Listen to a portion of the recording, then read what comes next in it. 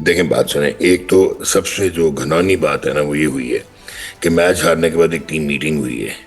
अच्छा, आप और मैं जितना मर्जी क्रिटिसाइज करें बाहर बैठ के, लेकिन जो टूर्नामेंट अभी खत्म नहीं हुआ, you are still in with a chance, you can still win this competition.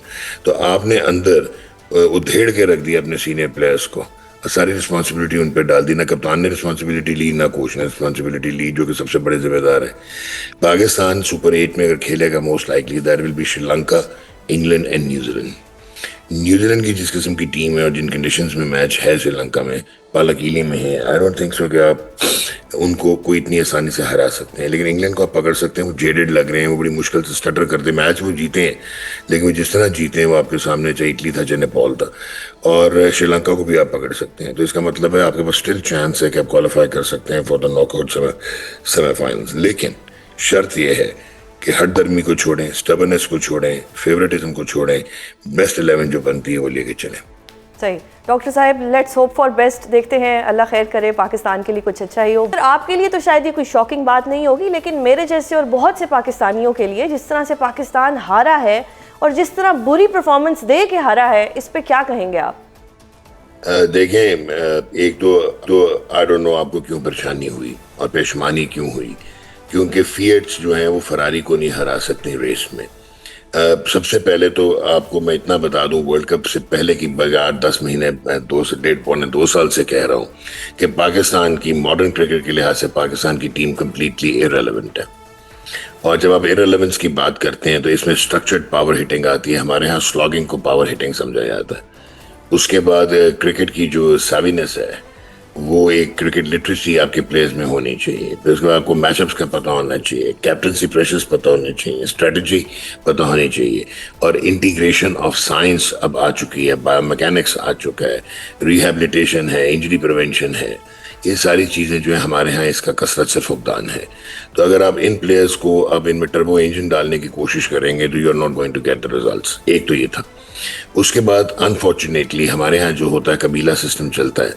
आपने अकोमोडेट किए बहुत सारे प्लेयर इस 15 में, और वो जो प्लेयर्स डिजर्व ही नहीं करते थे, अपने रेपुटेशन पे उनको रखा और अपने ग्रुपिंग पे उनको रखा और अपने पर्सनल लाइक्स और डिसलाइक्स पे उनको रखा।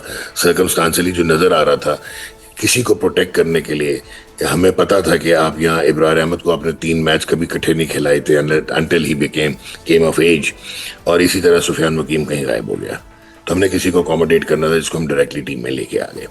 अब हम पहुंच गए श्रीलंका, कोलंबो, और हमने अब खेलने था ये वर्ल्ड कप। अब चलें, मैं भी ना पहली दफा जिंदगी में एम्बैरस हुआ, क्योंकि मैंने पेट्रियोटिज्म को ओवर राइड करने दिया अपने क्रिकेटिंग एनालिसिस को। और मैंने भी 1-2 जगह मंसूर अली खान के पॉडकास्ट में भी कह दिया कि पाकिस्तान फेवरेट है, हालांकि दिल अंदर से कहता था फॉर गॉड हेवन सेक यार, you can not just compare Apple with oranges.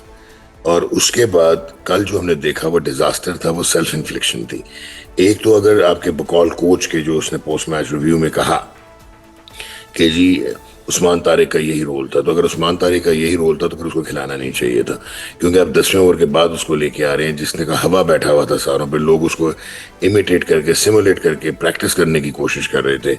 वो विकेट टेकिंग बॉलर आपका ऑप्शन था, आपने उस वक्त उसको लेके आया जब मैच खत्म हो चुका था, और आप इकोनॉमी के लिए उसको यूज करते रहे। रिडिकुलस। उसके बाद शताब खान को आपको पता है कि वो बॉलिंग नहीं कर पा रहा, आप डायरेक्ट उसको लेके आए हुए हैं टीम में आफ्टर हिज सर्जरी। ठीक है, he has been a gun cricketer, but क्या रोल है उसका as a batsman, as an all-rounder? अगर एज एन ऑलराउंडर तो फिर बॉलिंग करनी है। जिस किस्म की आपने उसकी एम्प्लॉयमेंट की, और वो भी जिस किस्म की उसने बॉलिंग कर दी, एक ओवर में 17 जो दिए, टाइप्स ऑफ बॉल रन हो जाते हैं, but the type of deliveries which he bowled was of pedestrian. उसके बाद आपने नवाज को भी उस्मान तारिक से पहले बॉलिंग दे दी। फिर आपने खुद पहला ओवर किया। टेक्निकली अगर आपने ये करना ही था, दूसरा ओवर करते प्रेशर में, और 3 ओवर अपने पावर प्ले में पूरे करते। आपने वो भी पूरे नहीं किए, 2 ओवरों के बाद दौड़ लगा दी। अच्छा, उससे बड़ा ब्लंडर आपने किया, टॉस जीत के अपनी स्ट्रेंथ पे खेलने के बजाय अपनी इंडिया की स्ट्रेंथ पे खेल दिया और आपने उनको खिला दिया, बैटिंग करवा दी। एंड देन इब्रार का हर एक को पता है कि वो जिस किस्म की बॉलिंग करता है, मिस्ट्री स्पिनर है, आउटस्टैंडिंग बॉलर है वो। आपने उसको लेफ्ट हैंडर के सामने डाल दिया शुरू ही में, जहाँ पे उस्मान तारिक को डालना चाहिए था। उस चक्कर में वो रिलीज स्पीड उसने अपनी ज्यादा कर ली। जब उसने रिलीज स्पीड ज्यादा की, वो बॉल आगे पड़ा, जब आगे पड़ा उसने फारिग कर दिया। तो दूसरा, आपने कल स्ट्रक्चर पावर हिटिंग भी देखी होगी, मेरिट पे शॉट्स भी देखे होंगे। ये तो खुशकिस्मत थे कि साइम अयूब की एक बॉल पे वो दूर से खेल के कट खेल के आउट हो गया, थोड़ा ब्रेक हो गया, वरना ईशान किशन ने तो आपको वैसे भुगता देना था। 88-77 उसका था। सही सर, अब कहीं ना कहीं प्लेयर्स की स्ट्रेटजी का इशू तो आया है। कल मोहम्मद यूसुफ साहब ने भी एक बयान दिया, उन्होंने कहा है कि शाहीन आफरीदी, बाबर आजम, शादाब खान, इनका टाइम पूरा हो चुका है। Sir, do you agree with this statement? देखिए बात सुना, आई टोटली एग्री कि इनको सेलेक्ट ही नहीं होना चाहिए था। मैं तो यूसुफ से भी आगे जा रहा हूँ। कंटेम्प्रेरी फॉर्म में, फिटनेस पे ये तीनों 15 का हिस्सा ही नहीं होना चाहिए था। They are liabilities on the Pakistan team. और उसके बाद यूसुफ से ऑब्वियसली मेरा दोस्त यार है, लेकिन ये भी इसी सिस्टम का हिस्सा थे। सिस्टम से बाहर आके हम बात कर लेते हैं, सिस्टम के अंदर रह के हम चेंज करने की कोशिश क्यों नहीं करते? हम टीयर क्रिकेट में साइंटिफिक इंटीग्रेशन क्यों नहीं करते? तो आप जो स्ट्रेटेजी और टैक्टिक्स की बात करी, मैंने तो सबसे पहले कंसीड किया है कि आपकी कप्तानी तो ऐसी हुई जैसे मोहल्ले की टीम की कप्तानी होती है, कि आप अपने फेवरेट्स को जो है वो अपॉर्चुनिटी दे रहे होते हैं एक क्रंच मैच में, और जो प्लेयर्स कुछ डिफरेंस कर सकते हैं उनको आपने बॉलिंग नहीं दी। फ़हीम अशरफ क्या खेलता है? Is he a fielding all-rounder? ना आपने बैटिंग कराई ना बॉलिंग कराई। इससे बेहतर था आप फ़खर जमान को रख लेते।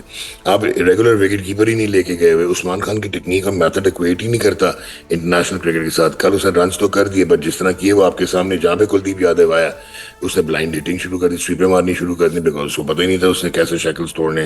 फिर वो जिस तरह स्टंप हुआ माइक्स, इसी तरह आपने जब चेस करना शुरू किया इस पिच पे, जब गेंद रुक रहा था, बल्ले पे नहीं आ रहा था, तो आपने जो है आपका साहबजादा फरहान और जो आपके कप्तान ने नंबर 3 पे आके शॉट्स खेले हैं, वो स्लॉगिंग थी। That was not power hitting. Slog आप कब करते हैं?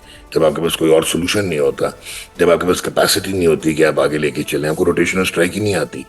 इसके बाद पावर प्ले आपने यूटिलाइज करना। बाबर को एक तो वो वैसे कुछ शहर के लोग जालिम से उन्होंने भी मरन का शौक है at the end of the day कि वो ओपनर था, वो अब उसका आउटडेटेड हो गया जो उसका टेम्पलेट था। बिल्कुल सर, अब ये बताएं कि अगर पाकिस्तान सुपर 8 में पहुंच जाता है तो क्या आप पाकिस्तान को सेमीफाइनल में खेलता हुआ देख रहे हैं? देखें बात सुने, एक तो सबसे जो घिनौनी बात है ना वो ये हुई है कि मैच हारने के बाद एक टीम मीटिंग हुई है। अच्छा, आप और मैं जितना मर्जी क्रिटिसाइज करें बाहर बैठ के, लेकिन जो टूर्नामेंट अभी खत्म नहीं हुआ, you are still in with a chance, you can still win this competition.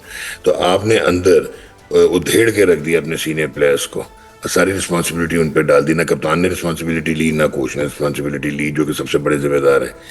Pakistan super 8 में अगर खेलेगा, most likely that will be Sri Lanka, England and New Zealand.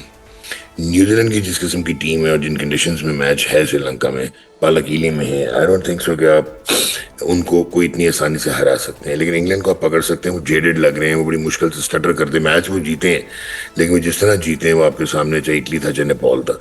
और श्रीलंका को भी आप पकड़ सकते हैं। तो इसका मतलब है आपके पास स्टिल चांस है कि आप क्वालिफाई कर सकते हैं फॉर द नॉकआउट सेमीफाइनल्स। लेकिन शर्त यह है कि हठधर्मी को छोड़ें, स्टबरनेस को छोड़ें, फेवरेटिज्म को छोड़ें, बेस्ट 11 जो बनती है वो लेके चलें। सही डॉक्टर साहब, लेट्स होप फॉर बेस्ट। देखते हैं, अल्लाह खैर करे, पाकिस्तान के लिए कुछ अच्छा ही हो।